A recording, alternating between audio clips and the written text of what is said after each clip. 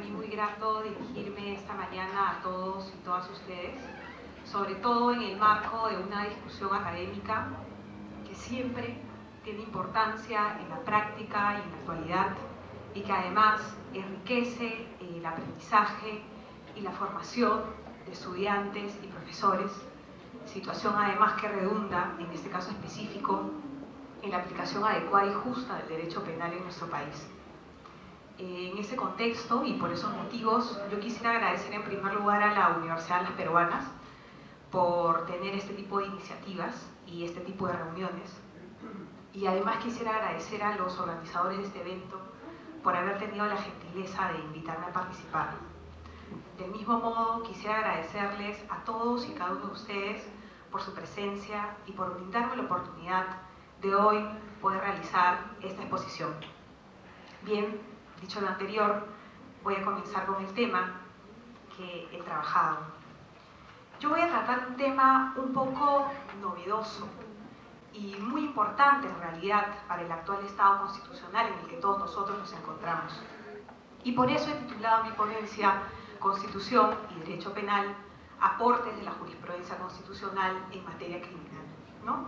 Como todos ustedes más o menos deben imaginar, el objetivo de esta ponencia es muy claro. Es determinar que el derecho penal, como rama que restringe gravemente la libertad de las personas, no se puede regular ni aplicar de manera antojadiza o según la imaginación de los jueces o los legisladores, ¿no? El derecho penal y por tanto los operadores del derecho tienen límites, y los límites a esa potestad punitiva estatal están consagrados y reconocidos en la Constitución del Estado. Bueno, entonces, a efectos de poder demostrarles la existencia y la vigencia de estos principios constitucionales que limitan la potestad punitiva del Estado, yo he estructurado esta breve exposición en dos partes fundamentales. Una primera, en la que vamos a analizar brevemente la importancia de la Constitución, qué es un Estado constitucional, cuál es la relación que tiene la Constitución con el derecho penal, y en una segunda parte vamos a analizar los principios específicos que limitan la potestad punitiva del Estado, revisando para ello algunos casos que he elegido de la jurisprudencia de nuestro Tribunal Constitucional. Bien, entonces pasemos al primer punto, ¿no? ¿Por qué es tan importante la Constitución? ¿Por qué es tan relevante? ¿Y qué pasó en las sociedades antes de que existiera la Constitución? Como todos ustedes saben, por sus cursos de Historia del Derecho, antes del Estado constitucional teníamos la vigencia de la ley, el imperio absoluto de la ley. ¿Y qué ocurría en ese contexto? Ocurría que los operadores del derecho acataban de manera irrestricta y acrítica lo que señalaba la ley. Y en ningún momento se analizaba si esa ley específica vulneraba o no un derecho fundamental. ¿Qué pasaba en esas situaciones? Que se tenía una visión muy formalista del derecho. Entonces, bastaba con que una ley esté aprobada por los mecanismos establecidos previamente para que sea legítima. Y por tanto, era acatada por todos. Pero como ustedes también saben, esa situación ha cambiado. A partir de la Ilustración, sobre todo, la sociedad se empieza a dar cuenta que el centro de la misma es el individuo y por tanto su dignidad. Entonces se empieza a gestar la idea de que las leyes solo serán legítimas cuando respeten la dignidad y por lo tanto los derechos fundamentales de ese individuo. Y consecuentemente se establecerán los principios democráticos. Entonces, a partir de esa reflexión, ¿qué cosa ocurre? Que la ley deja de ser la protagonista y la protagonista pasa a ser la Constitución. Y la Constitución, entonces, reconoce y consagra todos esos derechos y principios que protegen a los ciudadanos y establece además mecanismos de protección para los mismos. Entonces, la Constitución se convierte en el marco general, en la base de todo el ordenamiento jurídico y por lo tanto irradia todas las ramas del derecho. Ahí el primer punto, ¿no? La importancia de la Constitución. Ahora, habíamos dicho que la Constitución irradia todas las ramas del derecho, y el derecho penal también. o no, o es una rama aparte, que no le importa lo que diga la Constitución. Claro que no. ¿Por qué? Porque el derecho penal, como todos ustedes saben, es aquella área que sanciona de manera más grave y más fuerte la libertad de las personas. Consecuentemente, está muy ligada a los principios y a los derechos que establece la Constitución, y al momento de regular tipos penales, de crear procedimientos para su sanción o investigación, como para la aplicación misma por parte de los jueces del derecho penal, deben respetarse esos derechos y, por tanto, esos límites que la Constitución establece a la potestad punitiva del Estado. Bien, en esa medida, y ya para pasar a la segunda parte, la Constitución ha establecido límites a la potestad del Estado. Son 5 límites los que la Constitución ha establecido al derecho penal y que hoy vamos a repasar uno por uno brevemente y vamos a revisar la jurisprudencia del Tribunal Constitucional al respecto. El primer principio, conocido por todos y que deben haber estudiado en derecho penal parte general, es el principio de legalidad. Luego tenemos el principio de proporcionalidad, culpabilidad, lesividad y resocialización. Vamos a comenzar entonces por el principio de legalidad. Frase conocida por todos ustedes, ¿no? Nullum crimen, nullum penam, sine lege previa, estricta, escrita, etc. No hay delito, no hay pena sin ley previa, estricta, escrita y cierta. Y este mandato tiene correlato en el artículo 2, inciso 24, literal D de la Constitución, al señalar que nadie será procesado ni condenado por acto o omisión que al tiempo de cometerse no esté previamente calificado en la ley de manera expresa e inequívoca como infracción punible ni sancionado con pena no prevista en la ley. ¿Qué cosa busca el principio de legalidad? Esa es una gran pregunta. Pues el principio de legalidad tiene básicamente 2 funciones. Una función político-democrática y una función preventiva. ¿Cuál es la función político-democrática? La función político-democrática es una suerte de freno a las labores del Poder Legislativo y del Poder Ejecutivo, ¿no? No se puede sancionar y no se puede crear delitos. Solamente se sancionará por aquellas conductas típicas establecidas previamente en el Código Penal. ¿Y la función preventiva qué implica? Implica que los ciudadanos, todos nosotros, tengamos la posibilidad de conocer qué conductas son ilícitas y cuál es la sanción de las mismas, para así poder adecuar nuestros comportamientos a estos tipos penales. Ahora bien, el principio de legalidad tiene 4 subprincipios muy importantes. El primero es el de la reserva de ley formal, el segundo la retroactividad de la ley penal maligna, luego está la prohibición de analogía y la taxatividad. La reserva de ley formal, y es algo que en nuestro país no se respeta, implica que el derecho penal, en tanto impone graves sanciones, debe ser, en la medida de lo posible y de preferencia en todos los casos, ser aprobado a través de leyes emitidas por el Congreso, ¿no? No decretos legislativos, no decretos leyes, sino leyes aprobadas por el Congreso. ¿Por qué? Porque permite que haya mayores filtros para analizar si efectivamente la conducta que se va a considerar como delictiva es jurídica y penalmente relevante, ¿no? Y así no establecemos como delito cualquier tipo de conductas. Luego, la irretroactividad de la ley penal maligna se refiere a que solo seré sancionado yo penalmente cuando en el momento que haya cometido una conducta, ésta esté tipificada como ilícita, ¿no? Si no está tipificada con anterioridad, entonces no podré ser sancionada por esa conducta a posteriori. La prohibición de analogía es un mandato dirigido, sobre todo, al juzgador más que al legislador. Y es que, como todos ustedes saben, los tipos penales permiten un nivel de interpretación por parte del juez. Entonces se establece que el juzgador no podrá, al momento de interpretar, pasarse del sentido literal posible de los términos establecidos en la norma, como tampoco podrá dejar de respetar el fin que esta norma señala. Un ejemplo que yo ponía en la clase de Derecho Penal Comparado es el artículo 122A del Código Penal, ¿no? El artículo 122A del Código Penal establece un agravante para las lesiones leves cuando sean cometidas por el cónyuge hacia su pareja o por ejemplo entre ascendientes o descendientes. Entonces yo ponía el ejemplo en la clase de que la ley de violencia familiar establece y hace el mismo tratamiento para el cónyuge y el excónyuge. Entonces yo les ponía el caso de qué ocurre si un excónyuge golpea a su pareja. ¿Eso entra en la agravante o no entra en la agravante del artículo 122A del Código Penal? Y la respuesta es no. No por esta prohibición de analogía y mala parte, no porque se pasa el sentido literal posible el término y el fin, que lo que está buscando es sancionar las relaciones presentes, ¿no? De afinidad o de parentesco.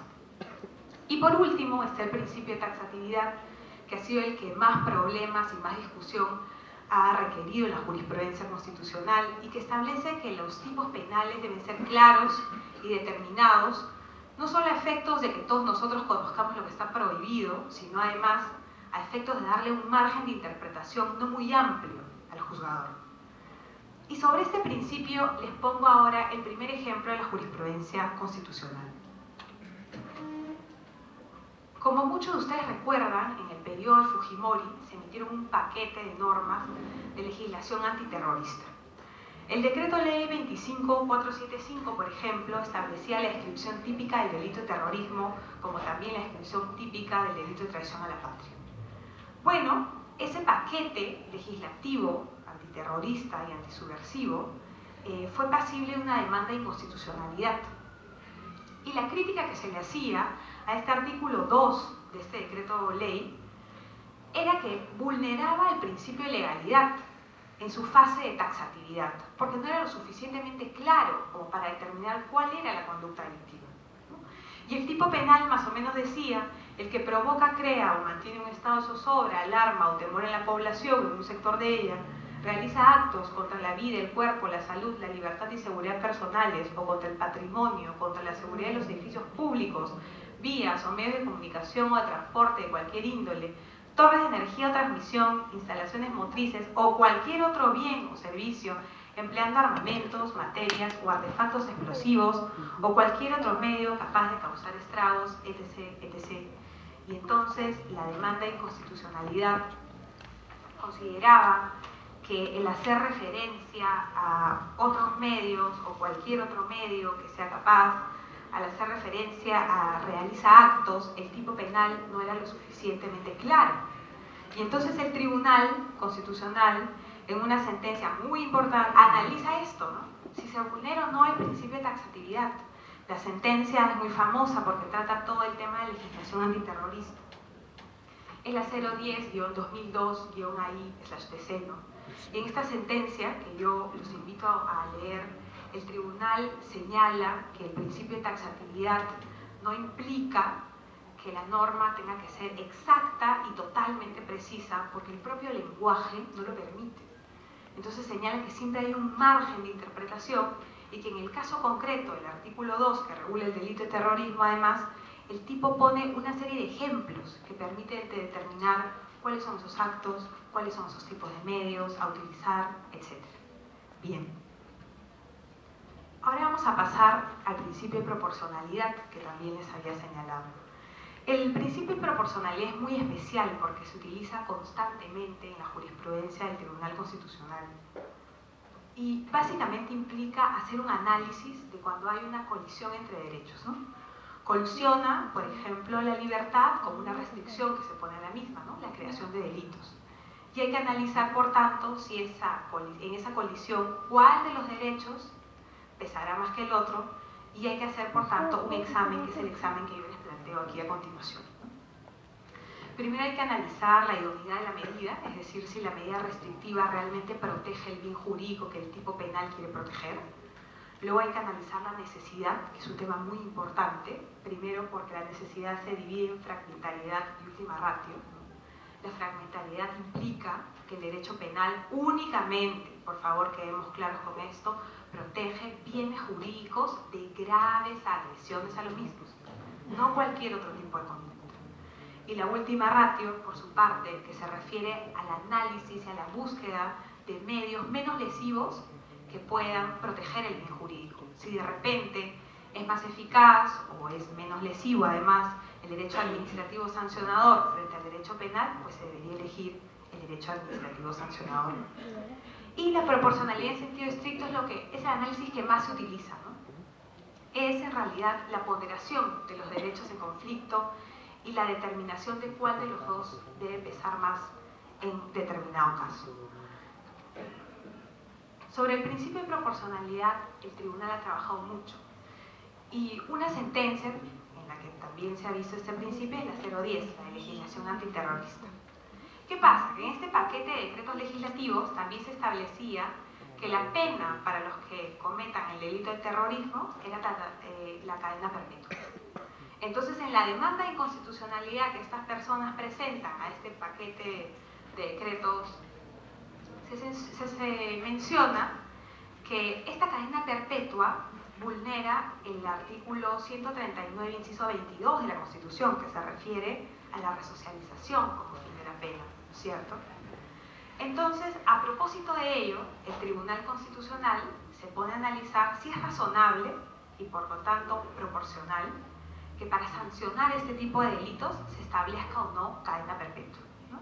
Y este análisis no solo lo ha hecho respecto de los procesados y condenados por el delito de terrorismo, sino que allá por el año 2008, unos condenados por la lesión sexual de menor en un penal de Arequipa también presentó una demanda de inconstitucionalidad señalando que una ley, la 27805, si no me equivoco, vulneraba este principio a la resocialización porque se les estaba restringiendo una serie de beneficios penitenciarios y por lo tanto podían también estar inmersos en este problema.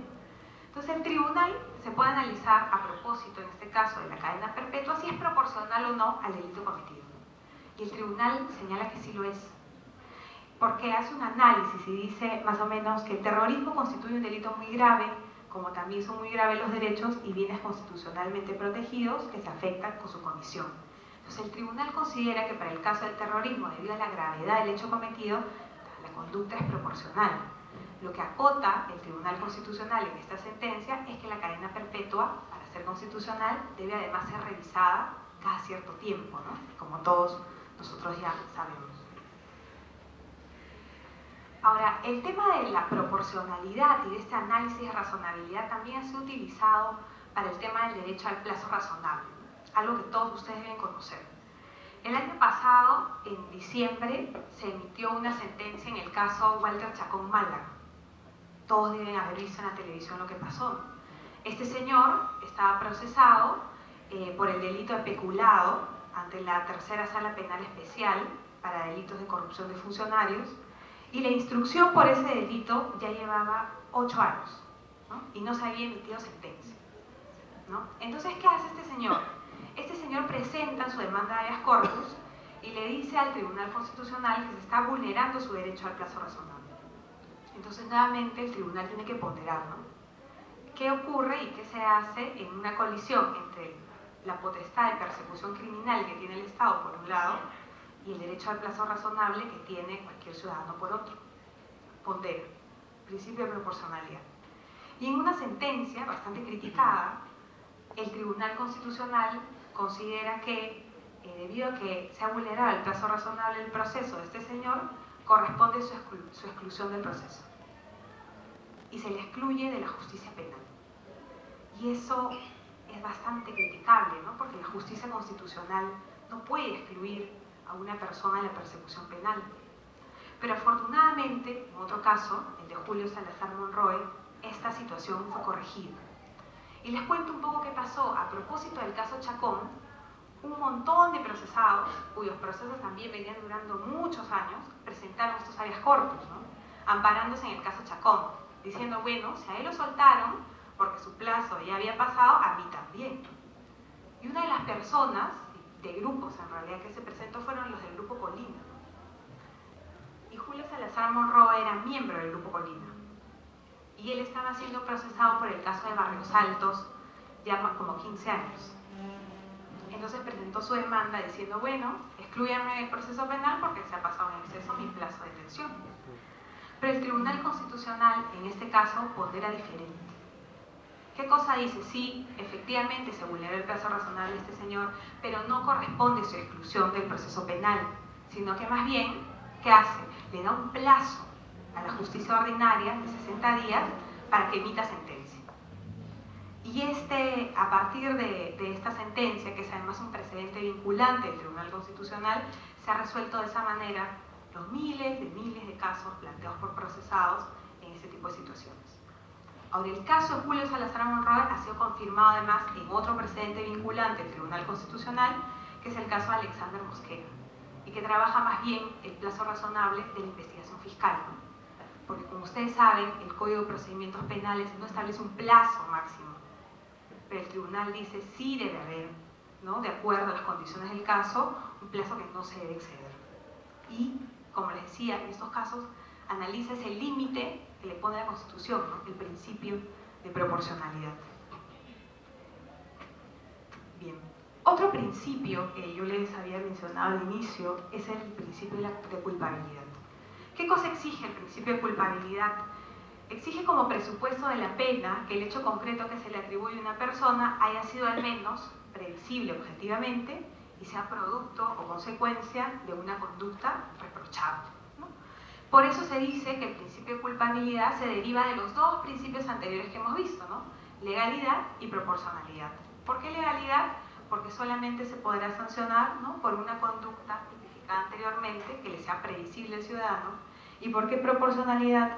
Porque el tamaño o la gravedad de la pena dependerá de la reprobabilidad del hecho cometido por el sujeto.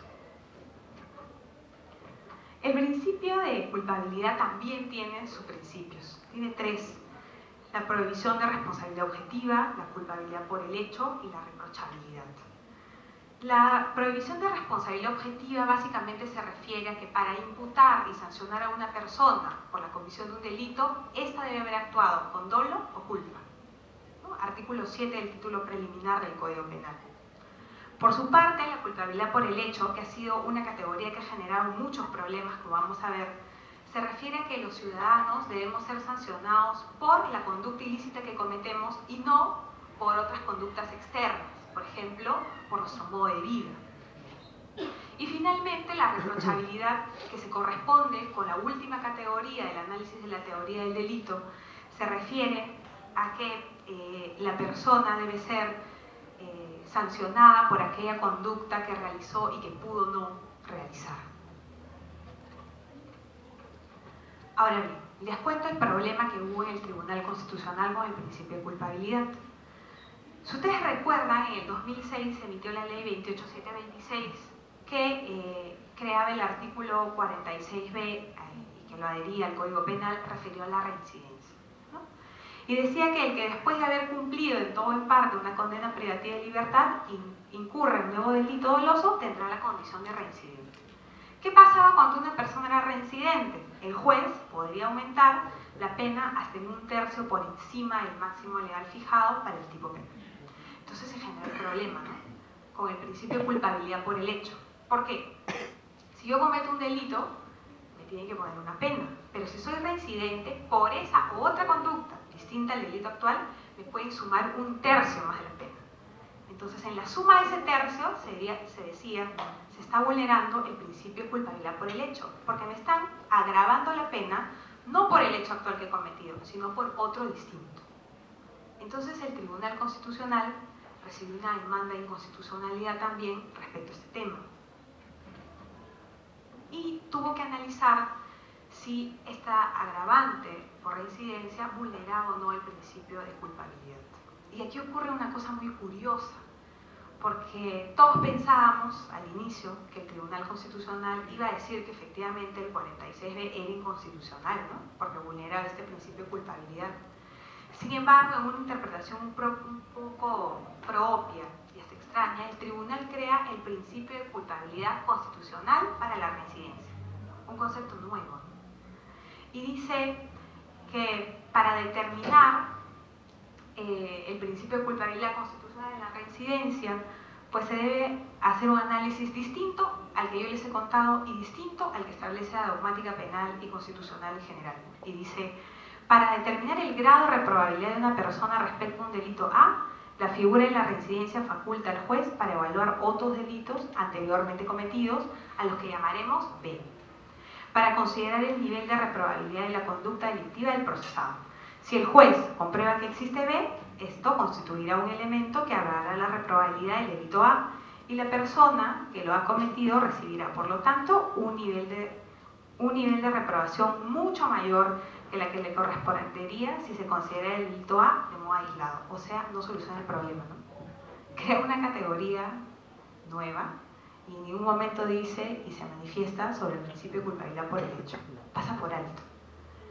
Y de ahí que hasta ahora esta agravante por reincidencia sigue vigente en nuestro Código Penal. Es una sentencia un poco criticable, ¿no? Y para eso sirve la jurisprudencia del Tribunal Constitucional. Primero, porque puede establecer pautas interpretativas muy importantes, como hemos visto en taxatividad, como hemos visto en proporcionalidad, pero también porque permite el debate, ¿no? Y el debate, por ejemplo, referido al principio de culpabilidad. Otro de los principios que limitan la potestad del Estado es el principio de lesividad. El principio de lesividad implica, básicamente, que todo delito debe sancionar la lesión o puesta en peligro de bienes jurídicos. ¿Qué cosa se entiende por lesión? La destrucción, eliminación y conmoción del bien jurídico, y por puesta en peligro una conducta que amenaza la intangibilidad del bien jurídico. Y sobre este tema también el tribunal se ha manifestado, pero en menos ocasiones que en los anteriores. Nuevamente, en el periodo de Fujimori, allá por 1998, se dieron un paquete de decretos legislativos por delegación del Congreso hacia el Poder Ejecutivo, que supuestamente tenía que regular temas de seguridad nacional. Pero estos decretos legislativos en realidad tenían que regular el tema del terrorismo agravado, ¿no? Pero establecieron como conductas propias del delito de terrorismo agravado, conductas que no se condecían para nada con lo que es el terrorismo. Entonces vamos a revisar qué conductas establecían. El artículo 1, el decreto legislativo 895, decía: el que integra o es cómplice de una banda, asociación o agrupación criminal que porta armas o utiliza armas de guerra, granadas o explosivos para perpetrar un robo, secuestro, extorsión u otro delito contra la vida, el cuerpo, la salud, el patrimonio, la libertad individual o la seguridad pública, comete delito de terrorismo agravado. No se parece, ¿no?, a las conductas que realizan en realidad grupos terroristas. Dice que esta conducta además se cometerá aunque para la comisión del delito actúe en forma individual. ¿Y qué estaba en realidad detrás de este tipo penal que, como ustedes pueden ver, en ninguna parte está regulando el delito de terrorismo agravado? Este delito de terrorismo agravado permitía que personas como nosotros, que no tenemos la condición, por ejemplo, de militares, ni podemos vulnerar bienes jurídicos militares, seamos procesados por la justicia militar con unas reglas que restringían además el debido proceso. Eso era lo que estaba atrás. Entonces, nuevamente se planteó una demanda de inconstitucionalidad contra ese decreto legislativo 895.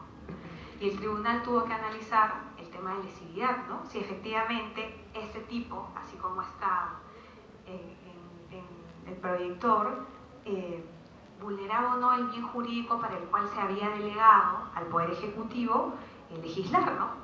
Si vulneraba o no la seguridad nacional. Y el Tribunal Constitucional, en el expediente 885-2001, es una demanda de inconstitucionalidad, trabaja este tema y diferencia entonces dos conceptos: el concepto de bien jurídico, seguridad nacional, y el concepto bien jurídico, seguridad ciudadana. Y dice: el concepto de seguridad nacional no debe confundirse con el de seguridad ciudadana. Aquella implica un peligro grave para la integridad territorial, para el Estado de Derecho, para el orden constitucional establecido. Es la violencia contra el Estado y afecta a los cimientos del sistema democrático, que, como podemos ver en las conductas que estaban tipificadas en el artículo que hemos reseñado anteriormente, no tenían nada que ver con este bien jurídico. En cambio, dice, la seguridad ciudadana normalmente preserva la paz, la tranquilidad y la seguridad de los ciudadanos sin mediar el factor político y el trasfondo ideológico en su vulneración. Por tanto, concluye el tribunal, no coinciden entonces la materia delegada de seguridad nacional con el objetivo que busca la delegación, es decir, combatir la delincuencia común en su expresión de bandas armadas. es que si ustedes recuerdan, además, allá por el 98, había mucha violencia en las calles, ¿no? Pero entonces se quiso hacer encajar esos delitos comunes en el delito de terrorismo agravado, y ya como ustedes han visto, el Tribunal Constitucional ha dicho que no vulnera el bien jurídico, seguridad nacional. Entonces declaró fundada la demanda y por lo tanto se consideró inconstitucional este decreto legislativo. Y ya para finalizar, el último principio que voy a revisar es el principio de resocialización. El principio de resocialización, todos ustedes saben, está en el artículo 139, inciso 22 de la Constitución, y se refiere a que el régimen penitenciario tiene por objeto la reeducación, rehabilitación y reincorporación del penado a la sociedad. Y este tema también ha sido muy debatido por el Tribunal Constitucional, porque muchos condenados no tienen beneficios penitenciarios, ¿no? Y consideran que al no tener beneficios penitenciarios, a pesar del comportamiento que puedan tener, se estaría vulnerando de alguna manera ese derecho a resocializarse. Entonces el Tribunal Constitucional primero ha analizado si este inciso 22 del artículo 139 es un derecho fundamental o no lo es. Y el Tribunal Constitucional ha señalado que no es un derecho fundamental, sino que más bien es una potestad que tiene el legislador para establecer o no beneficios penitenciarios de acuerdo a la gravedad de los delitos cometidos. Entonces, nuevamente, en la sentencia 010-2002, los condenados por terrorismo no tenían beneficios penitenciarios, ¿no? Entonces, se consideraba que eso vulneraba el principio de resocialización. Sin embargo, el tribunal dijo que la no concesión de determinados beneficios penitenciarios para los condenados por el delito de terrorismo u otros delitos de lesa humanidad, hay también los violadores de menores de edad o en los casos de violación sexual de menor seguida de muerte, no es per se contrario al inciso 22 del artículo 39 de la Constitución, pues no se deriva en efecto de dicho dispositivo constitucional un mandato al legislador para que los prevé en la ley, en cuya ausencia, negación o omisión, éste puede incurrir en un vicio de inconstitucionalidad. Entonces, nuevamente, el tribunal ha señalado que la concesión de beneficios penitenciarios no es un derecho, el legislador no está obligado a darlos, sino que se tiene que evaluar en determinados casos cuándo procede y cuándo no, dependiendo de la gravedad del delito. Yo quiero terminar señalándoles que la importancia de la Constitución en el derecho penal no solamente se refiere a estos principios y a que debemos considerar a la libertad como un derecho absoluto, ¿no? Ningún derecho es absoluto.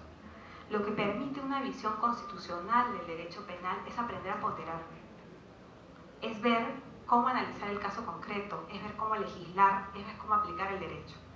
Entonces es muy importante que todos nosotros, y los que se quieran dedicar al derecho penal, revisemos la jurisprudencia del Tribunal Constitucional en materia penal, porque da pautas interpretativas muy importantes y porque además en muchos casos genera polémicas que van a ayudar al debate académico y van a ayudar que poco a poco vayamos buscando soluciones más adecuadas y más justas para la aplicación del derecho penal. Yo les agradezco mucho la oportunidad, les agradezco muchísimo la paciencia y ojalá podamos tener otra reunión como esta. Muchas gracias.